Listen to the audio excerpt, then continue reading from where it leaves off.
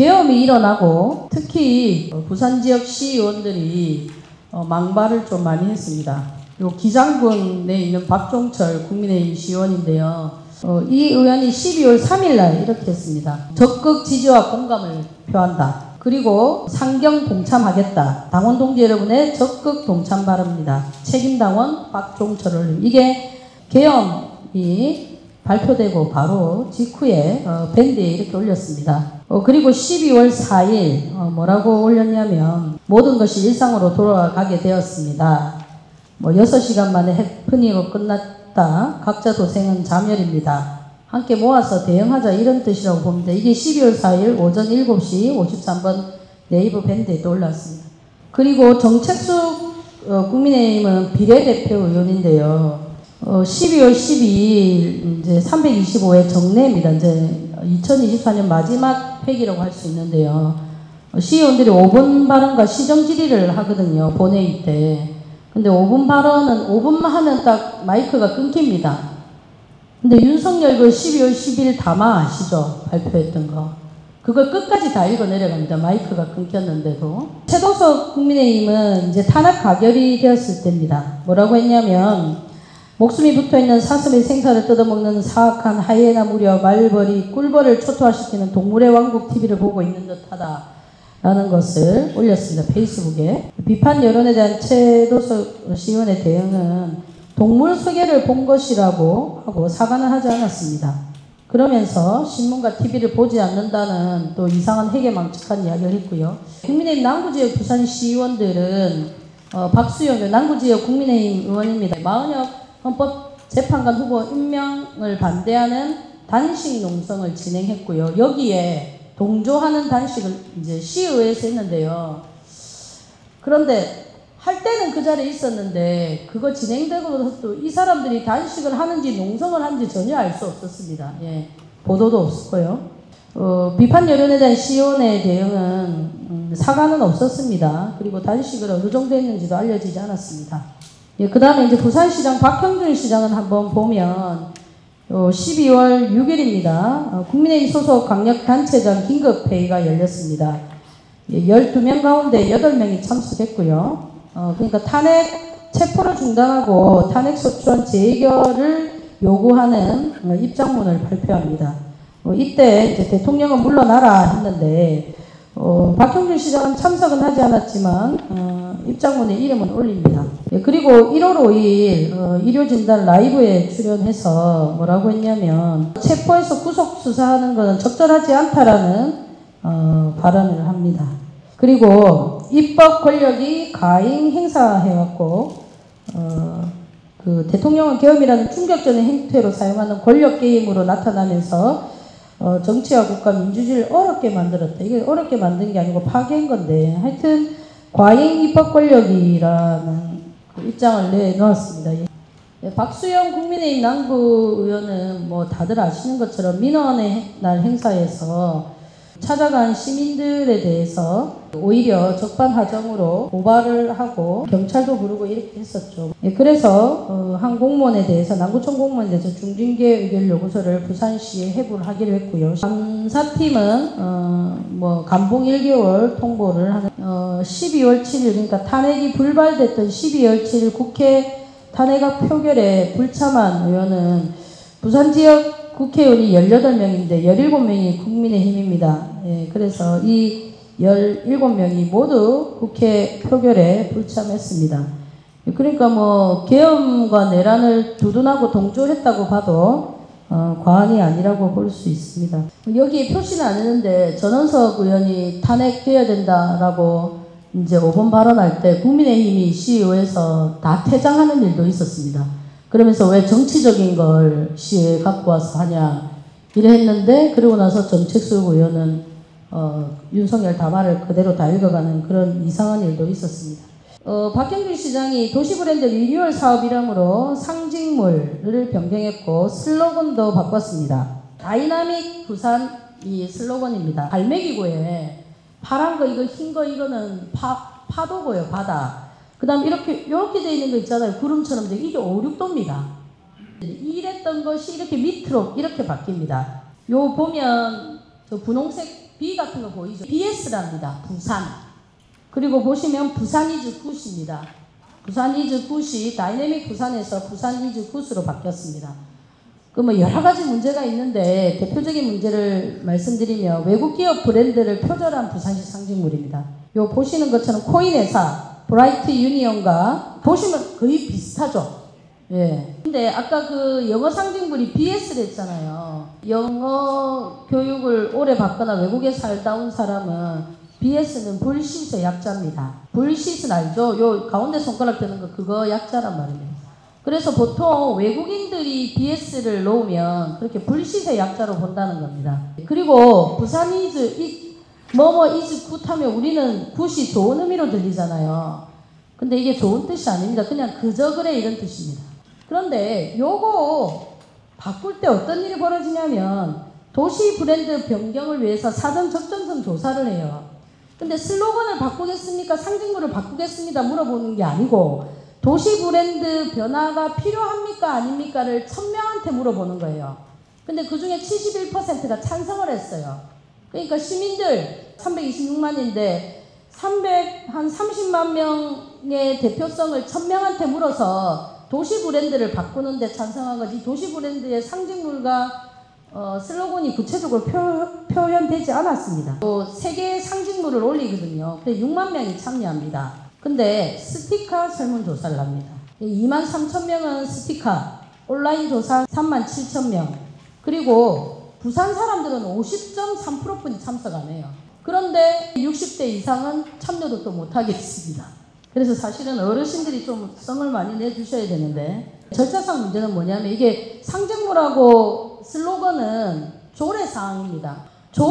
시의 조례를 변경해야 되는 겁니다. 근데 변경하지 않고 이 상징물을 바로 사용했고요. 슬로건도 바로 사용했고 거기에 예산 집행도 됐습니다. 그래서 저희가 문제 제기를 했지만 달라진 건 없었습니다. 그 다음 이걸 그럼 왜 이렇게 졸속으로 처리했냐. 엑스포 시사단이 오니까 빨리 해야 된다. 이래서 진행했습니다. 원래 대통령실 심볼은 왼쪽에 있는 거거든요. 봉황이 있고 무궁화가 있는. 근데 윤석열 때 이렇게 바뀌었어요. 그러면 이게 뭐랑 유사하다고 그 당시에도 의혹이 있었냐면 검찰과 유사하다는 의혹이 있었습니다. 청와대 국민의 폼으로 이 글자도 분홍색입니다. 그 다음에 청와대 안에 있는 종합 안내소 이것도 전부 다 분홍색 건물입니다. 청와대 개방할 때 이때도 분홍색 미화를 들고 들어옵니다. 서울 상징물이 해치거든요. 우리는 갈매기지 않습니까? 이 갈매기도 다 분홍색으로 바꿉니다. 오세훈 시장 때. 그 다음에 해치버스도 분홍색으로 바꿉니다. 부산시 홈페이지 가면 각종 포스트가 분홍색이 많습니다. 그리고 보시는 것처럼 BIG에서 이것도 분홍색입니다. 엑스포 실사단 왔을 때 걸어놓았던 것들인데요. 하여튼 윤석열, 김건희 온 나라가 분홍색으로 바뀌고 있습니다. 저희는 민주당이 파란색이니까 파란색을 해서는 안 된다가 아니고 어쨌든 부산은 바다를 끼고 있기 때문에 파란색이 오히려 적절하고 한데 그 상징에 영어가 들어가는 경우는 없습니다. 전국적으로. 네. 엑스포 유치 과정 2022년 6월까지 20개국을 확보했다 했거든요. 근데 우리 결과가 어땠습니까? 29개국이었잖아요. 그럼 결국 박형준 들어오고 9개국 정도 늘린 겁니다. 예산은 보시면 2021년에서 2023년, 2024년부터 2022년 7년보다 3년의 예산이 7배가 더 들어갑니다. 7년보다 부산시가 박형준 시장 이후에 3년간 국비 다 합쳤습니다. 10배가 올랐다고 보시면 됩니다. 59억에서 7년간 59억 썼으면 600억으로 10배가 더 올랐습니다.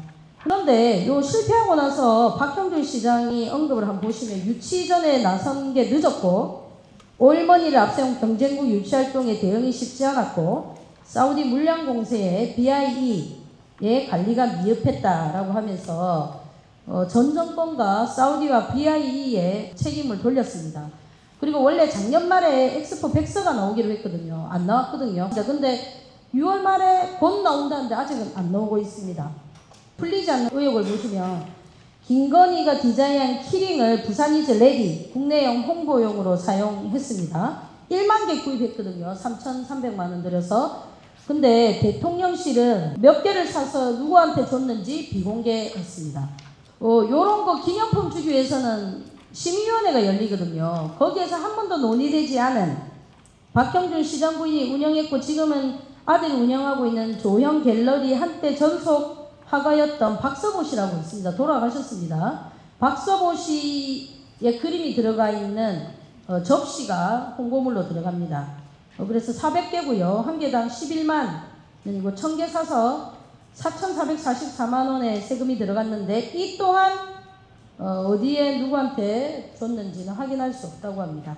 근데 회의는 여기 참가했던 위원들한테 인터뷰를 했는데 뉴스타파가 박서부 접시에 대한 논의는 한 번도 없었다고 합니다. 그리고 회의 끝날 그 다음날 박서부 접시가 들어가는 걸로 결정이 됐습니다.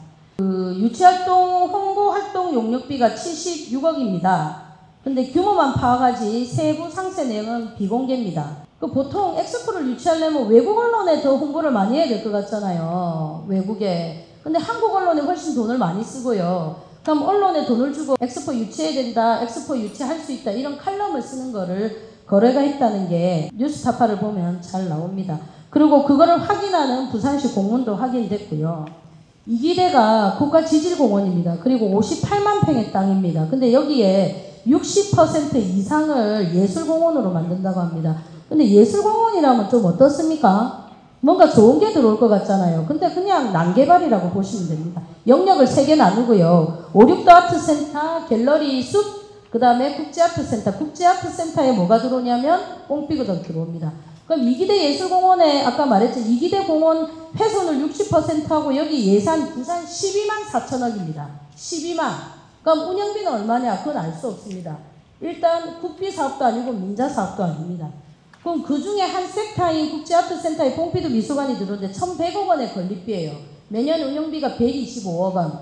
그리고 프랑스에 줘야 될 로열티 플러스 기획 전시비가 매년 60억 원. 근데 여기에 보험료, 운송료, 뽕피드가 프랑스 정부에 납부해야 될 세금도 다 부산시가 내는 걸로 했습니다. 이거 좀 이상하지 않습니까? 근데 이걸 왜 도입을 했냐면 엑스포를 북한에 유치하는데 북한에 볼거리가 너무 없다는 거예요. 세계적 미술관을 유치하겠다고 해서 요 정책을 500억 이상 드는 정책은 재정투자 심사를 받아야 돼요. 그러니까 패스트트랙으로 이 재정투자 심사 면제해줘하고 부산시가 올리는 거예요. 왜? 이번 달 말에 엑스포 결정 나면 빨리 공사를 해야 되니까. 근데 엑스포 실패했죠. 근데 요 투자 면제 심사를 받은 건 결정 난 거는 작년 10월입니다. 그러니까 엑스포 실패 1년 뒤에 받은 거예요. 그런데 또 이상한 거는 하나에 똑같은 뽕피드 센터가 들어옵니다. 올해 말에. 그리고 심의 과정 비공개합니다. 국회가 국정조사 때 협약서 내놔랬는데 그것도 비공개예요. 그런데 우연하게 국정조사 기간에 어떤 일이 벌어지면 시의회에서 갑자기 이게 비밀협약 문서가 공개가 돼버려요. 근데 비밀협약을 한 번만 보시면 이렇습니다. 여기 5년간 200만 유로 준다는 거 이때 알게 된 거예요. 몰랐는데. 그리고 세금, 운송료, 보험료도 다 내야 되는 건 이때 알게 된 거고요. 그 다음에 MOU를 작성하면, 협약서를 작성하면 한국이 당사자인데 한글 프랑스로 적는 게 당연하잖아요. 근데 영어하고 프랑스로 적는 거예요. 근데 더 심각한 건 해석상의 오류가 있을 때는 영어로 해석하고 이 모든 것은 프랑스 법률에 따른다. 이렇게 협약에 되어 있습니다. 그리고 기획 전시하면 프로그램이 있을 거잖아요. 그 부산시는 사용 못해요. 뽕피드는 사용할 수 있어요. 부산 뽕피드 센터에 전시된 기획 전시인데 부산시는 사용을 못하는 겁니다. 이기대 생태환경 훼손 우려 심각합니다. 예, 그리고 아까 말씀드렸다시피 국가지질공원이고요. 다양한 생물종, 희귀한 생물종이 살고 반딧불이도 있는 것으로 관찰됩니다. 그리고 이렇게 큰 미술 관련 프로젝트를 하면서 지역의 예술인들과 한 번의 소통이 없었습니다. 한 차례도 없었습니다. 7월 30일인가 31일 드디어 이제 미역하고 뭐 밥을 먹었답니다. 박형 시장이 곧 토론을 한다고 하는데, 근데 한번 생각해 보십시오. 다 결정났어요. 이렇게 하기로. 그러고 나서 미술인들의 이야기를 듣겠다는데 이게 말이 됩니까? 뽕피드 센터는 그래서 박형준 시장의 조연하랑과 밀접하게 관계에 있다고 생각을 하고요. 왜냐하면 조연하라 전속 화가가 뽕피드 센터 박형준 시장이 방문할 때 같이 했어요. 그리고 김건희하고 조연하고 뽕피드는 당연히 관계에 있을 것이라고 추측은 하는데 아직 증거는 확인을 못했습니다. 예, 그 다음에 그러면 이렇게 부산 시민을 기만하는, 물론 이제 내란 계엄을 계엄을 부정하지 않고 내란을 지지하는 이런 기만하는 부산의 정치 지형, 그 다음에 이렇게 부산 시민의 의사와 아무런 관계없이 진행되고 있는 부산시의 정책, 이런 걸 통칭해서 부산 시민을 기만하는 정치라고 볼 때 이걸 어떻게 극복해야 되냐. 예, 뭐 그건 너무나 당연한 것 같은데 정치 지형이 변화가 있어야 된다. 내년에 지방선거를 잘 해야 되는 게 아닌가. 예.